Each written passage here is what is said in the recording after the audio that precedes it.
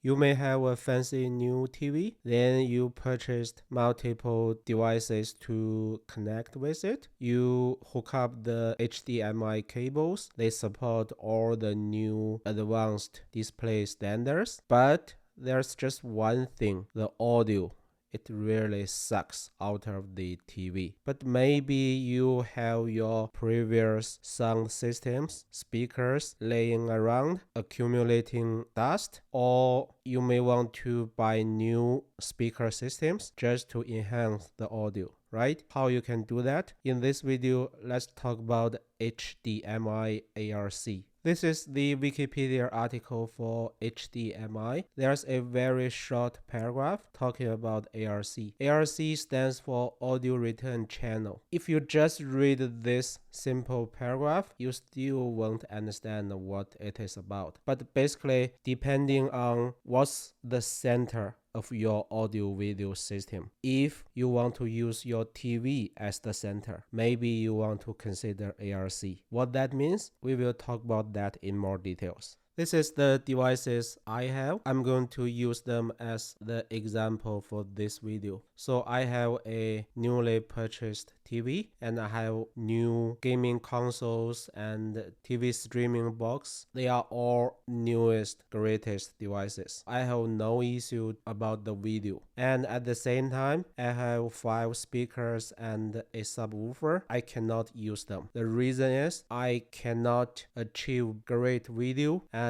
great audio because I have a very outdated preprocessor. You may not understand what is preprocessor, what is amplifier, but you must know receiver, right? Basically, receiver is a all-in-one device and I prefer separates, so that's why I have preprocessor plus amplifier. So the two devices together achieve the same purpose as a receiver. Okay, the problem is in the preprocessor side. It's very old. It only supports the 1K HDMI. It doesn't support 4K and it doesn't support all the new audio standards. If I force the connection and I use this preprocessor as the center of my system, the result will be okay. I will get good sounds, but all the video will become 1K. So how I can use my existing devices and get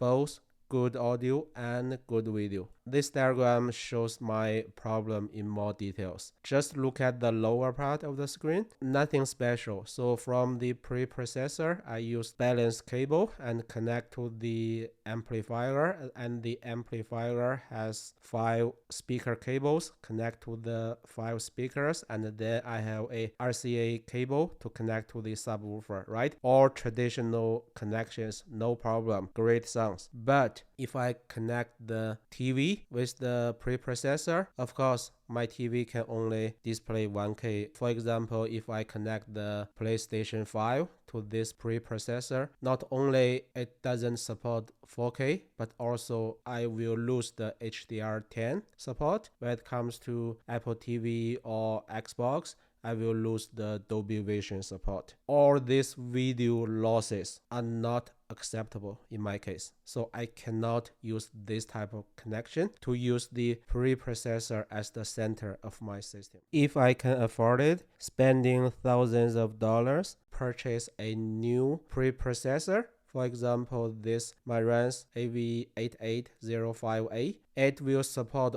all the great newest video standards, and they are all 4K and all the audio standards. I can continue to use the preprocessor as the center of my system, and I can reuse everything else. But the only thing is I need to spend several thousands extra. I don't want to spend that much of money because I have better choice in my case, which is HDMI ARC. Okay, here comes my solution to my problem. I keep everything which I own without purchasing anything new, without spending 1 penny more. I simply use my existing preprocessor, but it will only support the audio. I connect this preprocessor with the TV with a normal HDMI cable, and it will transfer the digital audio signals. I will get the audio signal from the TV to feed the amplifier, to feed the speakers. And all the video things, they are still handled by the TV. So you still use your TV as the center of your system. At the same time, the audio will be handled separately by your existing outdated devices, but they still have good sound, right? In fact, this part, it doesn't have to be like in my case, they are all old devices. You can purchase new receivers, soundbars. Basically, it works the same way. It only need a ARC connection. Let's quickly compare the option 2 and option 3. In option 2, you use a modern receiver or preamplifier. You still use it as the center of your AV system, and your TV is just a video output device. Your gaming consoles and TV box, they are just normal video input devices, and your amplifier or your speakers, they are normal audio output devices. So the receiver or the preamplifier, that's the center of your system, right? Instead, in my way, as you can see, the TV is the center. All devices are connected with the TV instead of the preprocessor. And the preprocessors only used to provide audio support. So that's the major difference. This option is where ARC plays the major role. It transfers the audio signals from your TV to your speaker system. Don't worry about how to connect the HDMI cable with your TV and with your receiver to support ARC, because that cannot be easier. I'm showing you, for my case, the LG TV and the preprocessor I have, how to hook them up. So in the left side, from the official LG's website, if you check the product picture for the TV, you can see it has 4 HDMI ports, but only one of them, the second one, labeled as ARC. Just connect one end of your HDMI cable to this part, and the other end, in my case, preprocessor. As you can see from the user menu, it has so many HDMI ports, but only one of them, this particular one, marked as ARC. So you connect the other end of the HDMI cable to this one. You are done. Of course, after finishing the physical connection, you need to go to the TV to enable ARC